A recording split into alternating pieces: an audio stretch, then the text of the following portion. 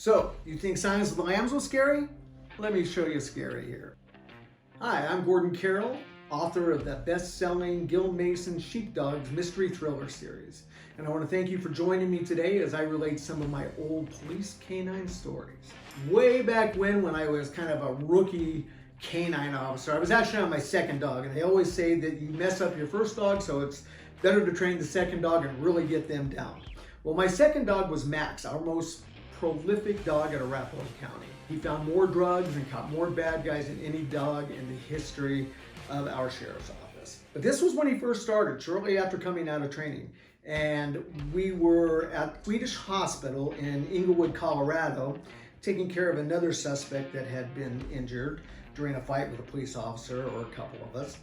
I was down there and Englewood PD shows up, and they're wheeling in this guy who's got a sheet over him with street clothes on, but bloody splotches, I mean, all over the sheet. It's like something out of a movie that you would see where somebody's been injured really badly and this blood seeping through the sheet in all these places. Well, it was all over. So I went up to the Englewood cop and I said, what in the world is the deal with that guy? He was a big guy too. Englewood cop says, yeah, him and his roommate, a buddy of his, they were playing poker and drinking, and they got into a little argument, and the big guy kind of acted like he was going to kick the butt of the littler guy, and the littler guy pulled out a knife and just started wailing on him. He said he was stabbed at least 18 times and didn't look like he was going to make it. So I, being the entrepreneuring young canine guy, thought, oh, they've got the guy barricaded in the house. I'm going to go over there and see if they need a canine to go in and search for him. So I drive over there and they've got a perimeter set all up. They've got the SWAT team up there by the house. I go up and there's a sergeant for Englewood there. And I went up and I said, hey, I just happen to have my canine here. I heard about your little scuffle you had. Do you need me to go in with the dog to try to find the guy for you? And he said, no, we're getting ready to go with the SWAT team. We're going to take care of it. And I said, are you sure? It's much safer to go in with the canine, put your guys at less risk. And that's what we train the dogs for.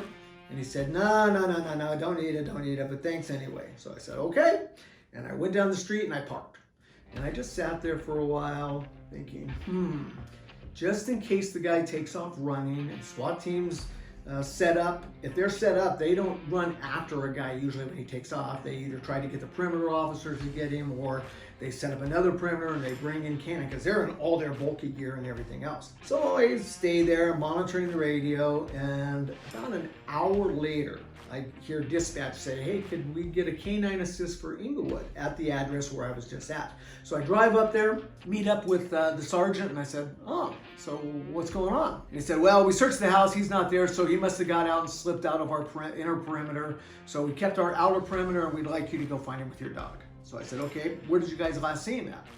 He said, well, we didn't see him. He's just not in the house, so we know he took off. I said, well, I'd like to search the house first because a lot of times the guy's hiding. Maybe you just haven't found him, and that's the most likely place to find him first, especially if you don't have an exit where he took off from where I can start a track. And he said, no, we've sent in about 10 canisters of gas, and so we don't want you to go in there. Just go ahead and try to do a search. We're sure, we're confident that he's not in there. So I said, okay, I work to help you guys out, so if that's what you want, that's what I'll do. So I went up, got with their main SWAT guy out there. He showed me the different exits of where he might have got out, the windows and the doors.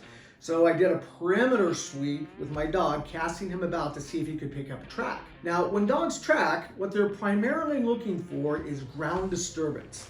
And ground disturbance is when you step on some grass, the blades of grass get bent over, they break open, and chlorophyll comes out. So the dogs smell that, and the dirt, the dead bugs, and a little bit of human scent that comes off too. So if somebody has run, they cause a lot of ground disturbance. The dog can pick up on that and boom, take off and go on your track.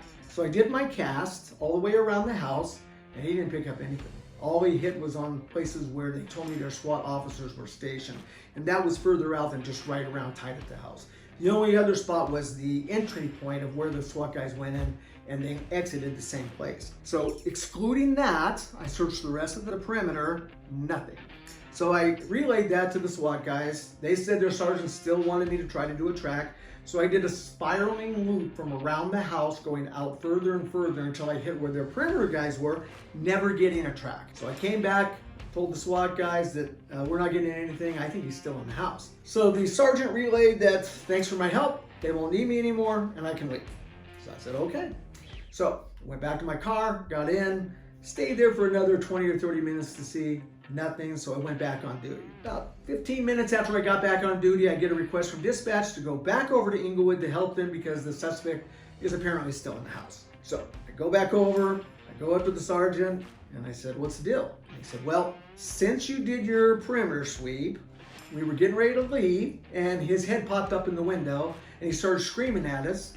So we set up again and we went all the way around and eventually we shot in a bunch more gas, still didn't come out. So after that, we went in, they've searched the whole place again, can't find him.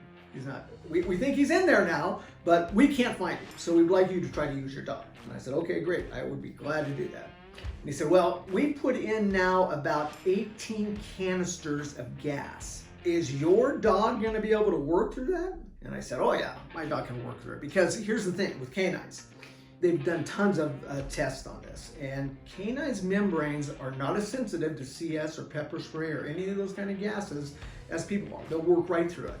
Sniff right through it, they can still catch other odors. It's just amazing. How it's possible, I don't know, but they can do it. So I said, no, my dog can work through the gas, that's fine. But I need a mask. So I went back to my car, got my gas mask, came up, got in the stack with the SWAT team. So what you do when you're getting ready to make entry on something like that is you stack up your SWAT guys, and a canine officer takes his place in wherever you're gonna do it. Now, I've never trained with the Inglewood SWAT guys before, and they've never trained with the canine before. So it makes it a little dicey because you don't want one of those guys to get skittish, your dog to sense that and then bite him, or for him to swat at the dog. You think that wouldn't happen, but they're SWAT officers. So it could happen. So I don't want those guys to get bit and I don't want my dog to get hurt. So I kept a really tight rein on him. We walked up to the house. I sent the dog, and this is an old house built turn of the century, I would say, probably remodeled and things like that in some places, although it was pretty nasty. So I made my announcements first, and when we make announcements, I'll say something like, this is the Arapahoe County Sheriff's Office. Anyone in the building, identify yourself and come out now, or I will release a police dog, and you will be bit.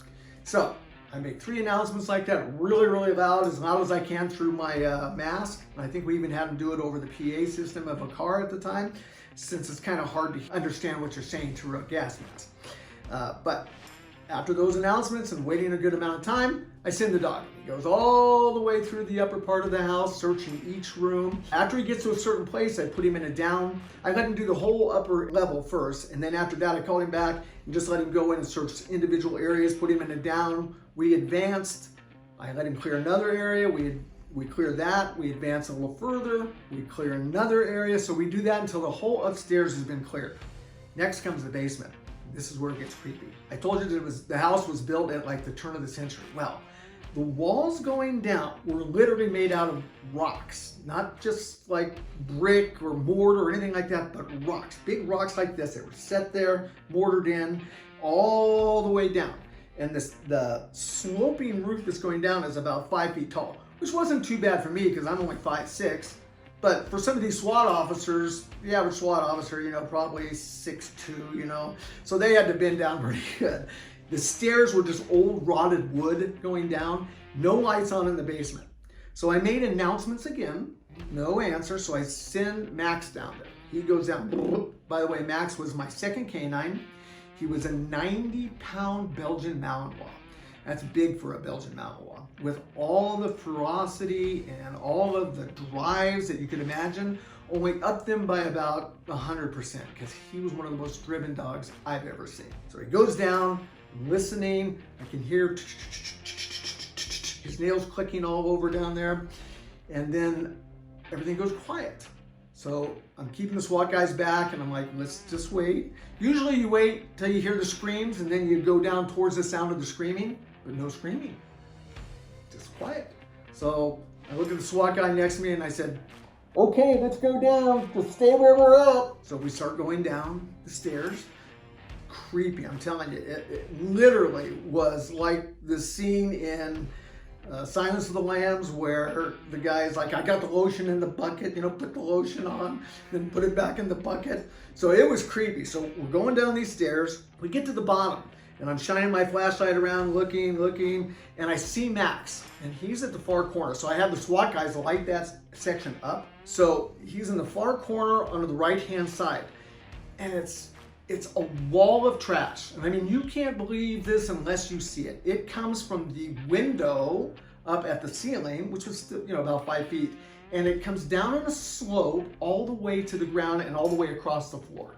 And on the floor, it was probably this thick, and it's just a mound from one wall all the way to the other, the whole length of the room. It was huge, and it was like nasty, dirty diapers and old cans of beans and meat, and I mean, it was horrible. The stench was terrible. The scene, it was just creepy. It was just weirdly creepy.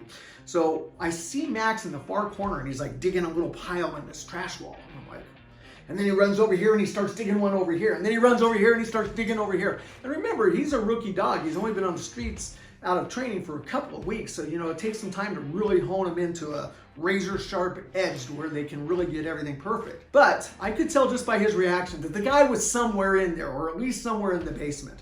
So I turn to the SWAT guy next to me and I go, I think he's got him in there. And the SWAT guy looks back at me and he goes, I believe you. So, but what do we do next? We got to wait for the dog to dig him out. Well, after a good 5 minutes of letting Max try to find him and dig him out, I said, I'm going to go help him, because we're a team. It's both handler and dog. And if the dog can't get to where the guy is, it's the handler's job to make him accessible to him. So I walk over, I tell the SWAT guys to stay there. I go over there and I start looking with my flashlight, and with one hand, I've got a glove on, of course, but I'm digging through the trash, digging over here, and everywhere I start to dig, Max gets right there because he's putting his nose in going, what, where is he? Because he wants that find. So I'm digging through, nothing. I'm finding pork and beans and, chow mein and diapers and anything you can think of. And I'm digging over here and I'm digging over there. The SWAT guys are backing me up, ready to shoot whoever they have to if he comes out and stabs me in the throat or shoots me in the face. So finally, I get a little bit down and I see something that looks like skin to me with a tattoo. I'm not positive though, because in a gas mask, your lenses fog out, especially back in those days. This was, let's see, back in early 2000s. But gas masks weren't nearly as good as they are now. They didn't vent as well or anything, so you get all cloudy and you're looking in the dark and you're worried about somebody killing you while you're doing this. But so I'm trying to find through. I go through, and finally, when I'm holding my flashlight there, I see what I think is a little bit of skin with a tattoo, but I'm not sure. So I'm like, here he goes, buddy. Here he is. Well, first I gave the guy announcements. I said, if that's you need to come out right now or you're going to get bit. Well, he didn't come out. No movement, nothing. So I order Max to go in and get it. Well, Max can't see him, so he's just biting the trash all around there, having to spit it out. So finally, I take his collar and I kind of put him right on it, and chunk! And all of a sudden I hear the guy, whoa! And his arm starts kind of wiggling, and I'm like, that's him. So I'm like trying to get Max to pull him out. We can't get him out. He's buried in too deep.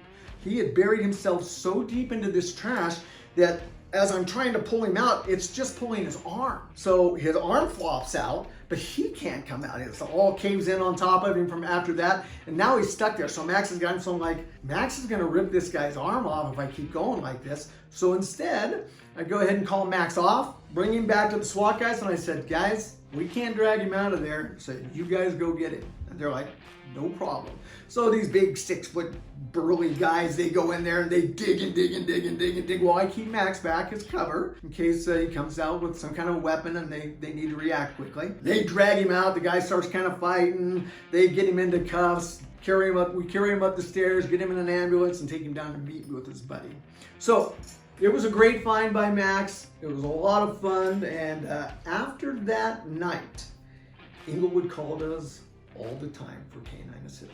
So thanks so much for joining me. It was a lot of fun, and please tune in again. And if you like these kind of stories, my books are all fiction. Not everything in them is fiction, because I put a lot of real stories surrounded with the case the way it is in my book. So please to find them. It's the Gil Mason Sheepdog series, and they're on Amazon, and they're also on my private store, which you can see the store down below. Thanks again.